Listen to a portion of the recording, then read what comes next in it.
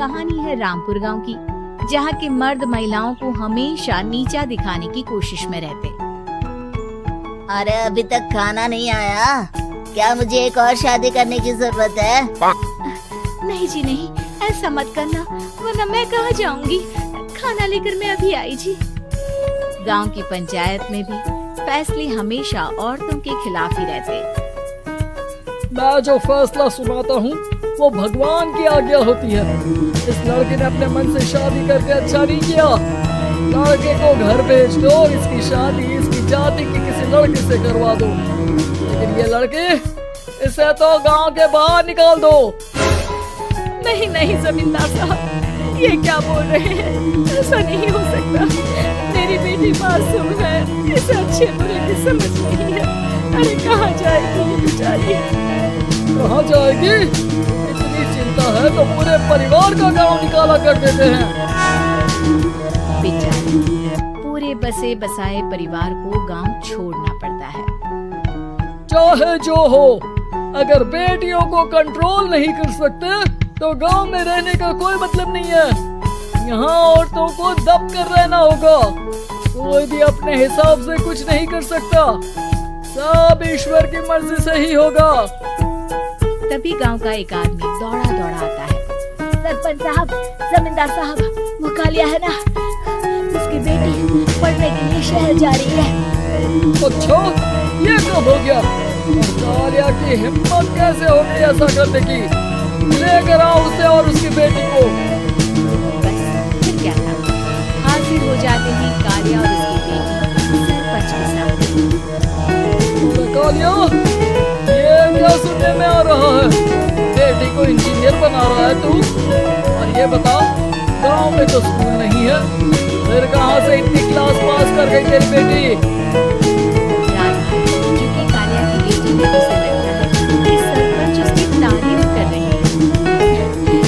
सरपंच जी, मैंने ऑनलाइन पढ़ाई की है, डिस्टेंस लर्निंग से।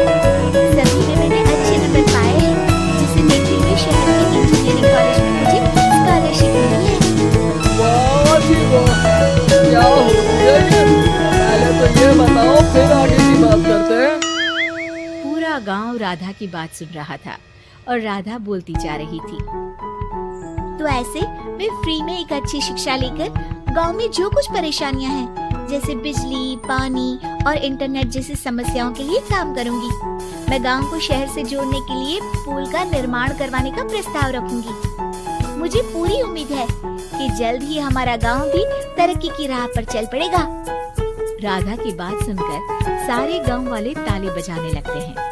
सरपंच को समझ नहीं आता कि वो क्या करे। चुप रह नादान लड़की, गाँव के खिलाफ जाने के लिए तुझे गाँव से बेदखल कर दिया जाएगा, वो भी पूरे परिवार के साथ। और हाँ, अगर ठीक से गांव में रहना चाहती है तो ये पढ़ाई लिखाई छोड़ दे। हम तेरे लिए गांव का कोई होनहार लड़का देखेंगे। तभी गांव का एक आदमी बोल पड़ता है। अरे नहीं सरपंच जी, राधा बिटिया जो बता रही है, अगर वैसा हो जाए तो हम लोगों को पैसा कमाने के लिए बाहर नहीं जाना पड़ेगा। हाँ जी, और ना ही कोसों दूर पानी के लिए भटकना पड़ेगा। हमारे बच्चे भी अच्छी पढ़ाई कर सकेंगे और आगे बढ़ेंगे, ना कि हमारी तरह खेती करते बैठेंगे। क्यों गांव वालों, राधा बिटिया का साथ देना चाहिए ना। सरपंच देखता है कि गांव राधा के साथ है तो वो चुप हो जाता है। वो घर आकर अपने सलाहकार से बात करता है, जो बहुत ही चालाक किस्म का इंसान होता है। अरे सरपंच साहब, आपको बहुत ही होशियारी से काम लेना पड़ेगा।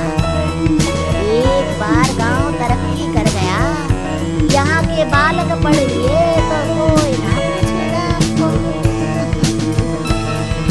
और ये जो बेटा और बेटी है ना आपके, इनको भी आप लोगों की तरह ही जीवन जीना होगा। लेकिन करे तो क्या करे?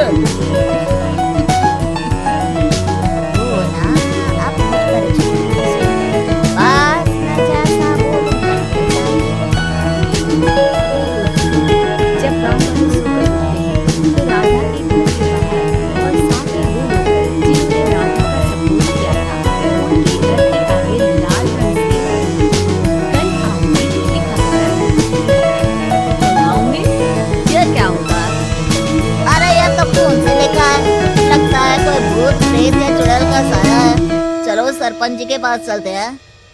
सभी सरपंच के पास जाकर उसे सारी बात बताते हैं। अरे ये तो बड़ी मुश्किल की बात है। चलो मैं एक बाबा को जानता हूँ, उन्हें बुला लेता हूँ। सरपंच बाबा को लेकर गांव के घर के बाहर जाता है। ओहो, तो ये वो चुड़ैल है जो उन लोगों को निशाना बनाते हैं जो गांव को बदलने का सपना देखते हैं।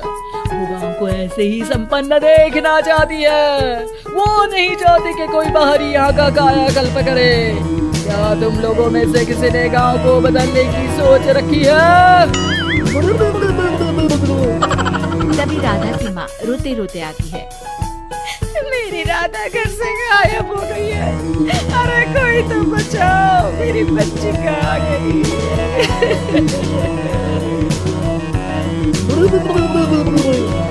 ले गई वो, मैं तेरी बच्ची को ले गई। उसे शापित करके छोड़ेगी, उस पर चुड़ैल का साया हो जाएगा। तभी बुरी सी हालत में राधा भी वहाँ आ जाती है। उसके बाल चुड़ैल की तरह फैले होते हैं और कपड़ों में खून लगा होता है। सभी राधा को देखकर डर जाते हैं। पता नहीं मुझे कौन उठा कर ले गया था। अरे दूर हो जा चुड़ैल, अब हम लोग इस गांव में नहीं रुकेंगे। अरे कैसी बातें कर रहे हैं आप? कल तो आप मेरे भरोसे गांव का हुलिया बदलने, अपने बच्चों को पढ़ाने और तरक्की उन्नति की बात कर रहे थे, तो आज क्या हो गया आपको? ये फिर तुम लोगों को बहकाएगी। ये चुड़ैल गांव में आ चुकी है, इसीलिए तुम्हारे घर के बच्चों को भी ले जाएगी। गांव वाले राधा को गांव से बाहर निकाल देते हैं। उसके माँ बाप रोते रहते हैं, लेकिन गांव वाले नहीं मानते। मैं भी अपनी बहन के साथ गांव के बाहर रहूंगा, लेकिन वो पढ़ाई नहीं छोड़ेगी। वहीं सरपंच के घर पर से राधा कहता है। देखा, सांप भी मर गया और लाज में नहीं।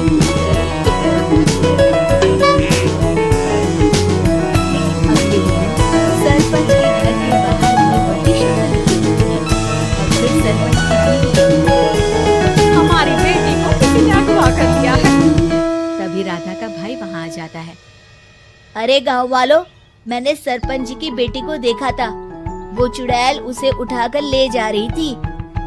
अरे क्या मजाक कर रहे हो? नहीं नहीं सरपंच जी, आप नहीं जानते। वो चुड़ैल अब आपकी बेटी में आ जाएगी, जैसे राधा के अंदर आ गई थी। तभी सरपंच की बेटी वैसी ही हालत में वहाँ आती है जैसे राधा आई थी। पापा पता नहीं कैसे मैं गायब हो गई थी। चुड़ैल, इसके अंदर भी चुड़ैल का साया है, मारो इसे। अरे नहीं नहीं, इसे भी राधा के पास गांव के बाहर ही भेज दो।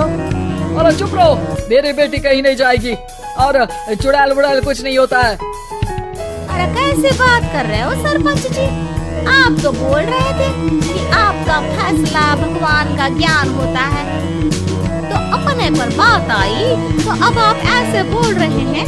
अरे ना ना ना, आपको अपनी बेटी को त्यागना ही होगा। अरे बुलाओ बाबा को। राधा का भाई बाबा को ले आता है, जिसे अब गांव वालों के डर के कारण सच बोलना पड़ता है। मैं कोई बाबा नहीं हूँ, मैं तो मोची था।